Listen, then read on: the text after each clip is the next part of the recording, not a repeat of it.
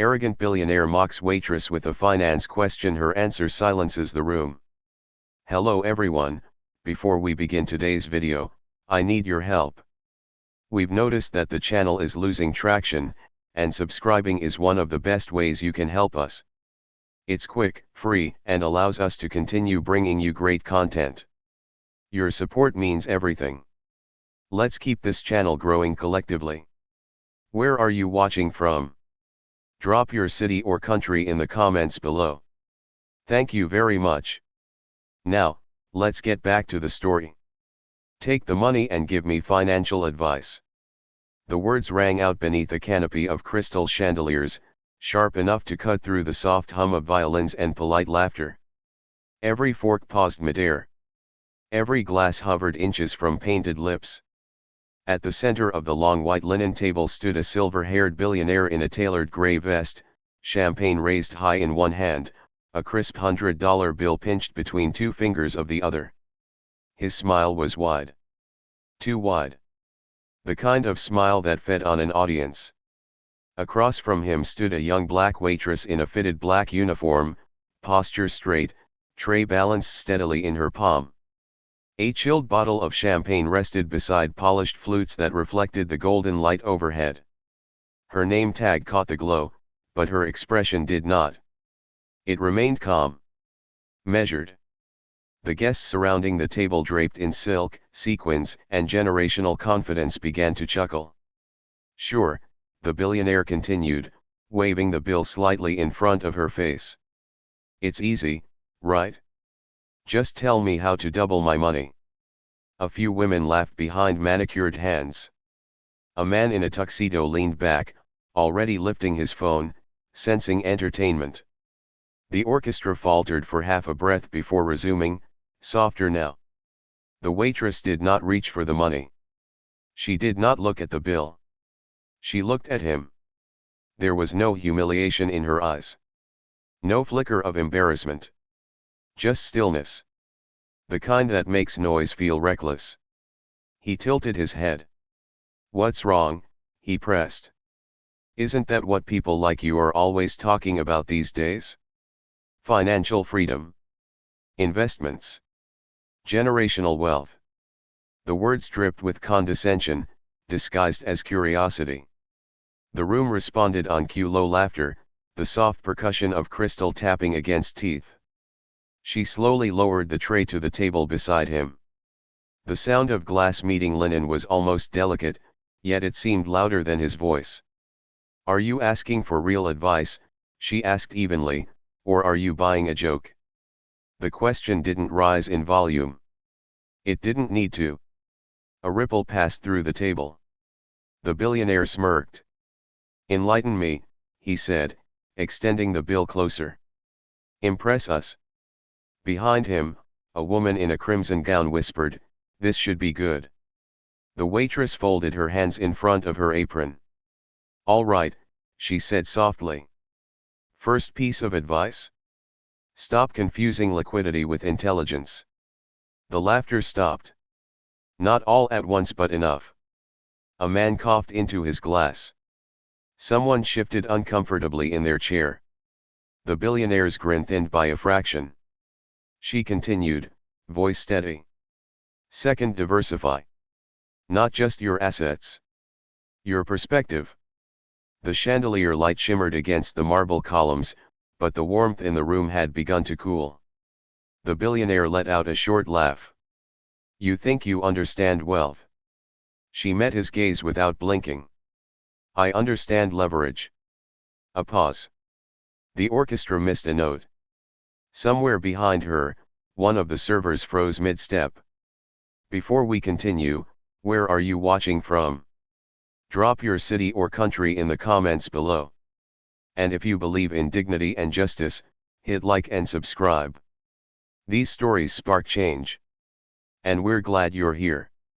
Now, back to Marcus. The billionaire lowered his champagne glass slowly. What exactly do you leverage? He asked, tone sharpening. She glanced at the $100 bill still suspended between his fingers. Moments, she replied. Especially expensive ones. For the first time that evening, his smile didn't return. And beneath the glittering chandeliers of a room built on inherited power, something invisible shifted, subtle, but irreversible. No one at that table knew it yet. But the most expensive lesson of the night had just begun. The $100 bill was still suspended in the air. But now, it didn't look like a joke. It looked like bait. The billionaire let his hand hover a moment longer, waiting for her to flinch. Waiting for the discomfort. Waiting for that subtle, involuntary shrink people performed when power leaned too close. It never came. Instead, she glanced at the bill, then back at him, as if calculating depreciation. "You're hesitating," he said, smiling again, though something in it had hardened. "I thought financial advice was simple." A woman in sapphire beside him chimed in, "Maybe she needs a bigger tip." Laughter returned, louder this time, forced, eager to recover control of the room. The waitress shifted her weight slightly, the movement controlled, deliberate. She picked up the champagne bottle from her tray and began pouring into the billionaire's glass. Slowly. The liquid rose, pale gold under chandelier light. "You want advice?" she asked evenly. "All right." She stopped pouring just before the rim. "If your returns rely on public spectacle," she continued, "you're not investing. You're performing." The man across the table blinked. The billionaire gave a short, dismissive chuckle. "You think I perform?" She met his eyes. "You raised a glass before raising a question." A faint murmur. Someone at the end of the table lowered their phone. He set the $100 bill down on the table now, flattening it with two fingers. "Let's say I'm serious," he said, leaning forward. "What's my biggest financial mistake?" The room leaned in with him. She didn't answer immediately. Instead, she lifted another glass and began pouring again, steady, precise. Not a drop spilled. "Overconfidence, concentration," she said calmly. "It's when one asset or one assumption dominates your portfolio." He smirked. "And what assumption is that?" "That the room will always agree with you." Silence moved in waves this time. Not total, but noticeable. A man near the far end suddenly checked his phone. His brow furrowed, just slightly, before he locked the screen again. The billionaire caught the movement. "You think I need approval?" "No," she replied. "But markets do." The word markets didn't belong in the tone she used it with. It wasn't theoretical. It was practical. He studied her more closely now. "You've taken an economics class?" he asked. "I've taken risks," she said. The answer wasn't defensive. It wasn't boastful. It was factual. He leaned back in his chair, tapping the edge of the table with one finger. "All right," he said. "Here's a real question." He paused, ensuring the attention had returned to him. "If I handed you control of one of my companies tomorrow, what's the first thing you'd change?" The air tightened. She didn't miss a beat. "I'd remove the liability." He smiled. "Which is?" She looked at the $100 bill. Then back at him. The noise. A glass clinked somewhere behind them. The billionaire's jaw shifted almost imperceptibly. For the first time that evening, he wasn't amused. He was evaluating. And evaluation meant uncertainty. Around the table, posture began to change. The laughter had thinned. The confidence that had once filled the room like perfume now felt ventilated. The waitress picked up her tray again. "Anything else I can bring you?" she asked politely. The question sounded routine. But nothing in the room felt routine anymore. The chandelier light still shimmered above them. Yet beneath it, something had recalibrated. Power hadn't moved. But perception had. And perception, in rooms like this, was currency. The billionaire didn't touch his glass. He was still looking at her. Not the way a man looks at staff. The way a man looks at a variable he didn't account for. You talk like you've sat at tables like this before, he said quietly. She adjusted the cuff of her sleeve. I have. A few guests exchanged glances. He smiled again but slower now. Calculating. As what? She tilted her head slightly. Observer. The word landed differently than it should have. He reached for his champagne at last and took a measured sip, eyes never leaving her. You keep mentioning markets, he continued. Tell me something useful then. Where would you put 10 million right now? The table perked up. Now this was entertainment again. She didn't answer immediately. Instead, she glanced briefly toward the massive glass windows lining the restaurant's upper wall. The city skyline stretched beyond them, steel and light and leveraged ambition. Not where you think, she said.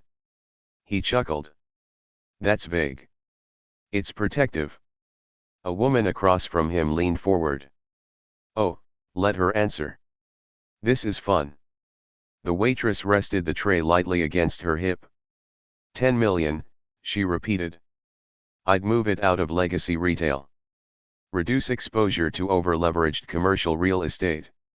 Increase position in undervalued infrastructure and long-hold energy transitions. The fork in someone's hand froze mid-air. The billionaire didn't blink. She continued, voice even, clinical. Especially if liquidity pressures are about to surface. A man near the end of the table visibly stiffened. The billionaire's smile returned but thinner. You're making assumptions, he said. No, she replied calmly. I'm reading patterns. The orchestra played on, but softer now. Almost background to something more important. He leaned forward again. And what pattern do you see here? She looked at the table. The diamond watches. The inherited posture. The phones discreetly checking stock apps beneath linen. I see concentration risk, she said. A subtle shift. In what? He pressed. In reputation. The word landed heavier than expected. A guest to his left shifted uncomfortably. Reputation isn't an asset class. It absolutely is, she said. Especially when markets are watching. He studied her for a long moment. You talk as if something's about to happen. She held his gaze. Something is always about to happen, she said. The question is whether you're positioned for it. Silence again. This time deeper. One of the men who had been laughing earlier quietly unlocked his phone under the table. His expression flickered confusion first, then focus. The billionaire noticed. What? He asked sharply. The man hesitated. It's probably nothing, he said, though his tone suggested otherwise. The waitress glanced down at the $100 bill still resting near his hand. You asked for financial advice, she said. Here's the simplest version. He waited. Arrogance is expensive. No smile. No flourish. Just a statement. He let out a controlled breath. You think I'm arrogant? She shook her head slightly. I think you're exposed. The chandelier above them shimmered as someone adjusted the lighting dimmer. The billionaire's jaw tightened. For the first time that night, the room wasn't laughing at her. It was listening to her. And somewhere just outside the rhythm of conversation, phones began to vibrate. Quietly. Almost politely. But enough to signal that the air in the room wasn't the only thing shifting anymore. The first phone rang. Not loudly. Just a vibration against polished wood. Then another. A third, short, urgent, quickly silenced. The billionaire didn't look down immediately. Men like him never did. They let other people react first. Across the table, the man who had checked his screen earlier swallowed. His thumb moved again. His posture stiffened. It's after hours, someone muttered, as if that explained anything. The billionaire finally reached into his jacket and pulled out his phone. He glanced once. His expression did not collapse. But it tightened. A fraction. The waitress watched without appearing to watch. "Problem?" she asked lightly. He locked the screen and set the phone face down. "Markets fluctuate," he said evenly. "That's what they do." "Of course," she replied. "Especially when information surfaces." A woman in sapphire leaned toward him. "What information?" He ignored her. Another vibration. Longer this time. The man at the end of the table cleared his throat. "Sterling capital just dipped 3 points, he said carefully. "Unusual volume." The billionaire's eyes flicked toward him. "Temporary." "Perhaps," the waitress said. The word was gentle. It wasn't dismissive. It was predictive. He turned back to her, studying her face more closely now. "You speak very confidently for someone carrying a tray." She met his gaze.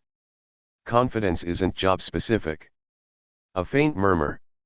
He picked up the $100 bill again and folded it once, sharply. "You know what your mistake is," he said. She waited. "You're confusing coincidence with influence." The orchestra shifted into a slower movement, but no one was listening anymore. She adjusted the stem of his champagne glass so it aligned perfectly with the others on the table. "My mistake," she repeated softly, "would be underestimating correlation." He narrowed his eyes. "Correlation between what?" "Liquidity stress," she replied. "And ego exposure." A guest's phone buzzed again, this time accompanied by an audible notification tone before it was hastily silenced. The billionaire's jaw flexed. He unlocked his phone again. This time he didn't hide the screen. His thumb scrolled. A headline. Then another. A sharp exhale. The woman in sapphire leaned closer. "What's happening?" He didn't answer immediately. The waitress spoke instead. "Market sentiment can shift quickly," she said. "Especially when controlling stakeholders reassess risk." His head snapped up. "Stakeholders," he repeated. She didn't smile. But something in her stillness deepened. "Yes," she said. "The ones who actually move the numbers." The man at the far end swallowed again. "It's not just sterling," he said quietly. "There's chatter about board restructuring." The billionaire's hand tightened around his phone. "That's impossible." "Nothing is impossible," she said calmly. "Only unanticipated."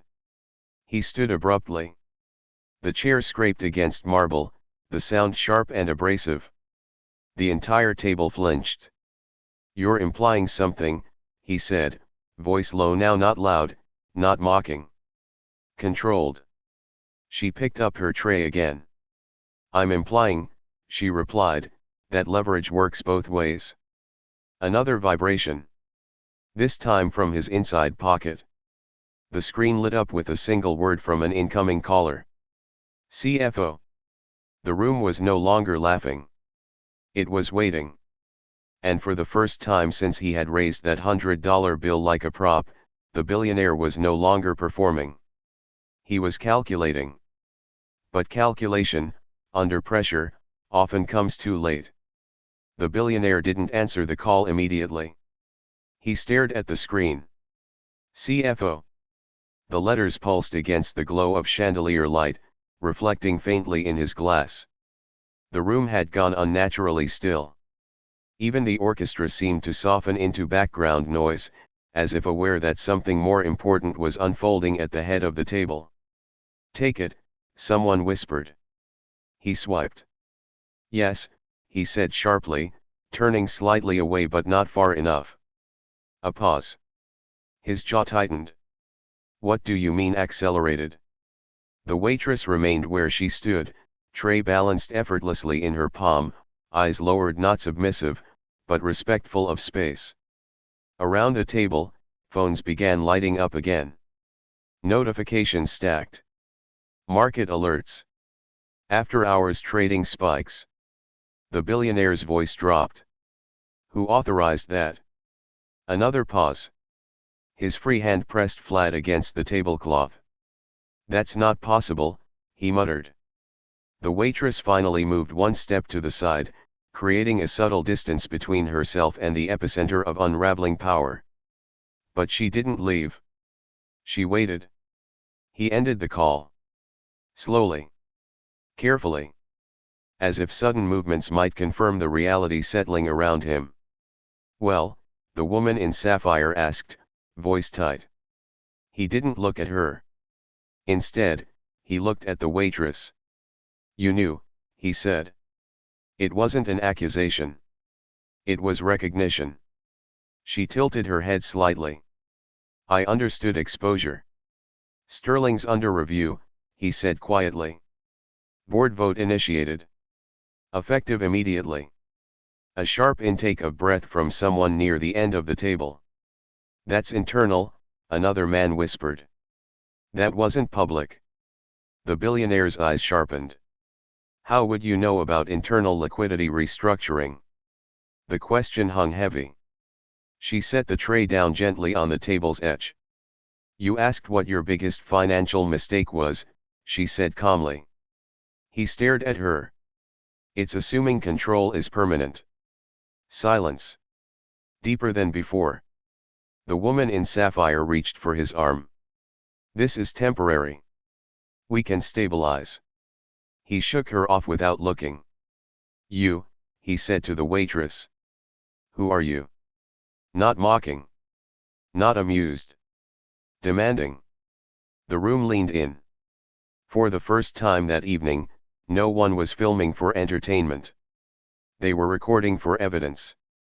She reached up calmly and removed the small black name tag pinned to her uniform. The table watched the simple motion as if it were ceremonial. She placed it on the linen. The printed name read. A. Washington. It meant nothing to most of them. Yet. You should answer your phone again, she said softly. As if on cue, it vibrated. CFO. Again. His hand moved slower this time. He answered. Yes. A longer pause. His face lost color.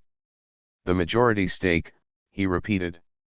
Around the table, someone's glass tipped slightly, champagne spilling over the rim unnoticed. He looked up at her. You acquired shares. She met his gaze evenly. Diversified, she corrected. A man at the far end finally found his voice. Washington Holdings, he whispered, staring at his screen. They've been accumulating sterling quietly for months. The billionaire ended the call. This time, there was no attempt to mask it. You're on the board, he said. Not a question. A realization. She folded her hands in front of her. I am the board, she replied calmly. The chandelier light shimmered overhead, but the warmth in the room had completely evaporated. The $100 bill still lay between them. Small. Irrelevant. And for the first time that night, the billionaire understood something far more expensive than money had just shifted. Control. No one spoke. Not immediately. Because when power changes hands in real time, language lags behind it. The billionaire remained standing, phone still in his grip, knuckles pale. Around him, the table that had once leaned into his jokes now leaned away from his silence. I am the board. Her words didn't echo. They settled. Heavy. Final. A man near the end of the table cleared his throat. This can't be right, he murmured, staring at his screen. Washington Holdings just triggered a controlling vote clause. The woman in sapphire whispered, how much did she acquire? Enough, someone replied quietly. The billionaire's eyes never left her. You orchestrated this.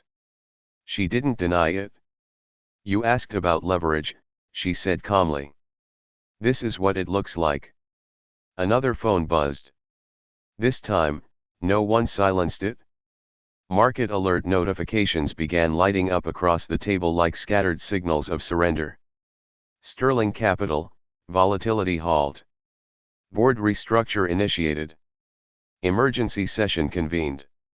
The orchestra had stopped entirely now.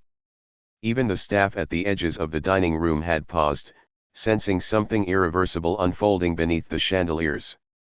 "You were serving champagne," the billionaire said, voice low, incredulous. "Why?" She glanced down at the empty glasses, then back at him. "Observation," she replied, "is easier when underestimated." The statement landed with surgical precision. A man who had laughed earlier now avoided eye contact entirely. "You manipulated the market," the billionaire accused, though the certainty in his voice had thinned. "No," she corrected. "I positioned within it." He took a step closer. "You embarrassed me." A faint shift in her expression, almost pity. "You embarrassed yourself." Silence again. The difference this time? No one sided with him. He looked around, searching for familiar loyalty. It wasn't there. The woman in sapphire slowly withdrew her hand from his sleeve. The man at the end of the table subtly slid his chair back, creating distance.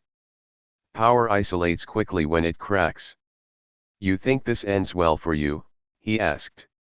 She folded her hands lightly in front of her. "It already has," she said.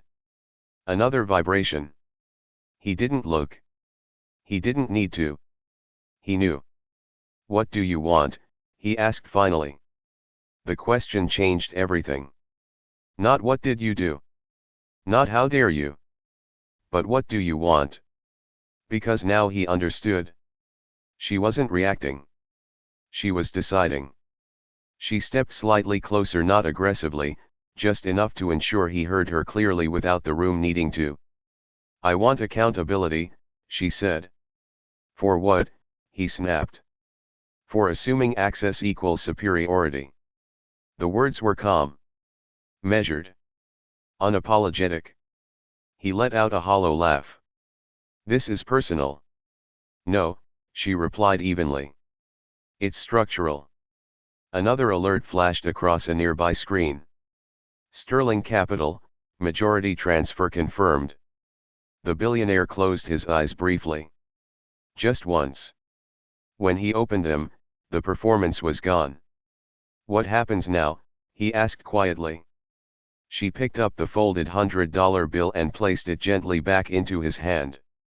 "You keep your liquidity," she said. "You're going to need it." The room did not laugh. The chandelier light shimmered above them exactly as it had at the start of the night. But nothing in that room belonged to him anymore. And everyone knew it. The billionaire stared at the $100 bill now resting in his own palm. Moments ago, it had been a prop. Now it felt like a receipt. Around the table, the silence had evolved into something sharper: calculation.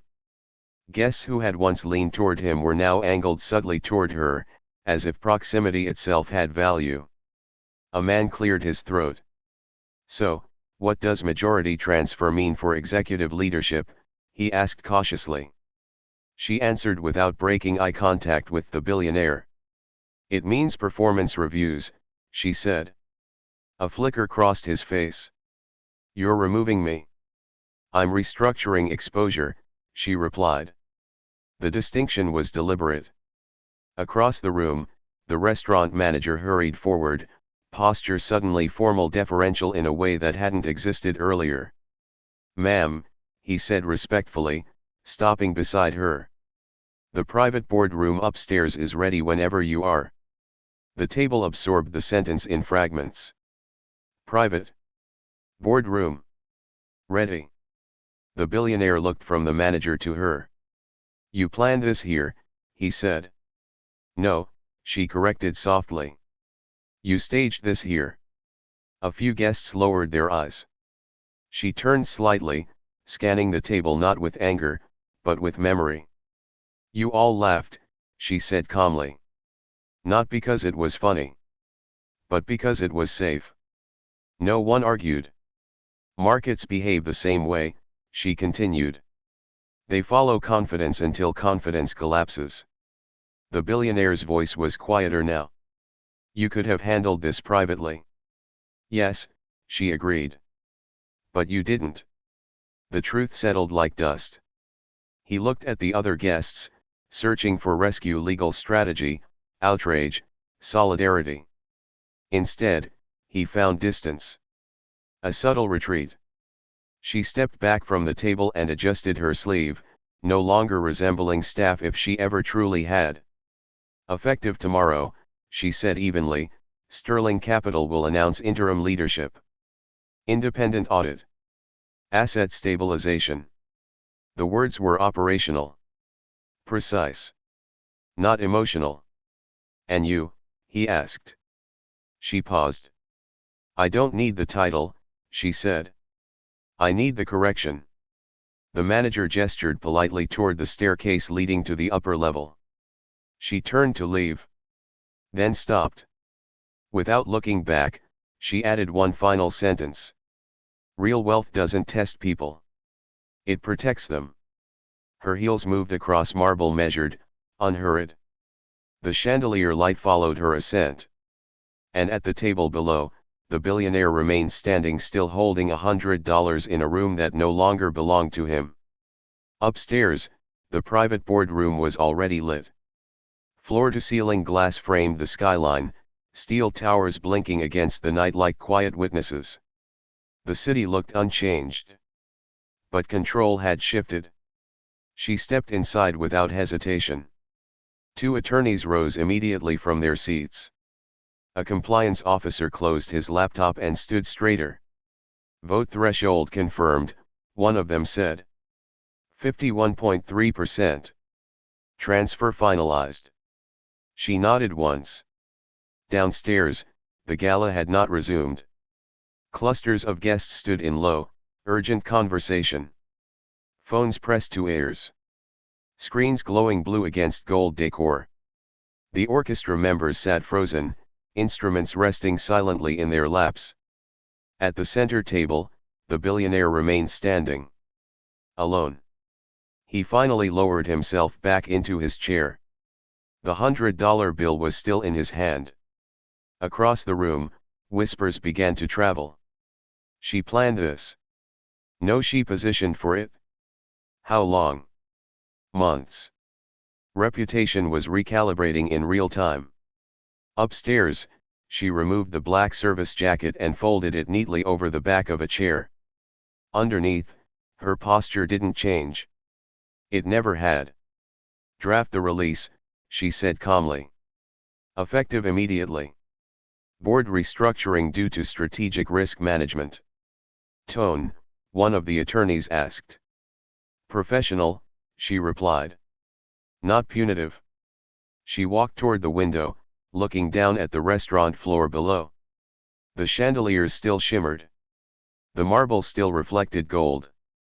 But the center of gravity had moved. Her phone vibrated softly. CFO, interim stabilization plan initiated. Market response leveling. She typed back one sentence. Proceed. Downstairs, the billionaire's phone buzzed again. This time he didn't answer. Because there are moments when power doesn't need to speak to confirm its absence. He looked around the room one last time. The laughter was gone. The allegiance was gone. The certainty was gone. What remained was awareness. Upstairs, she turned back toward the table of advisors. Schedule the audit, she said evenly. And make sure the employees are addressed first. Not the press. Not the investors. The employees. The attorneys exchanged a brief glance. Of course. She took one final look at the skyline. Correction, she murmured softly. Not revenge. And beneath the glittering lights of a restaurant built for spectacle, the night closed without applause. Only consequence. By morning, the headlines were no longer whispers. They were declarations. Sterling Capital announces emergency board restructure. Majority stake transferred to Washington Holdings. Founder chair under review. Financial networks replayed after-hours charts like forensic evidence. Analysts debated timing. Commentators speculated strategy. But none of them mentioned the restaurant. They didn't need to. Markets don't record humiliation. They record shifts. Inside Sterling's headquarters, employees gathered in quiet clusters, scrolling through internal memos that carried a different tone than usual: measured, stabilizing, direct. Effective immediately. Independent audit. Leadership review. Employee protections prioritized. For the first time in months, uncertainty felt structured. Upstairs in her office, she reviewed the morning briefing without theatrics. No champagne. No press conference. Just numbers. Stability projections. Risk containment. Long-term positioning. An assistant stepped in quietly. Media is requesting a statement. She looked up briefly. Release the written one, she said. No interviews. The assistant hesitated. They're calling it a takeover. She closed the folder in front of her. It's not a takeover, she replied calmly. It's governance. Across town, the billionaire sat in a glass-walled office that suddenly felt smaller than it had the night before. His name was still on the building. But control had moved into someone else's hands. The $100 bill lay flat on his desk. Uncreased now.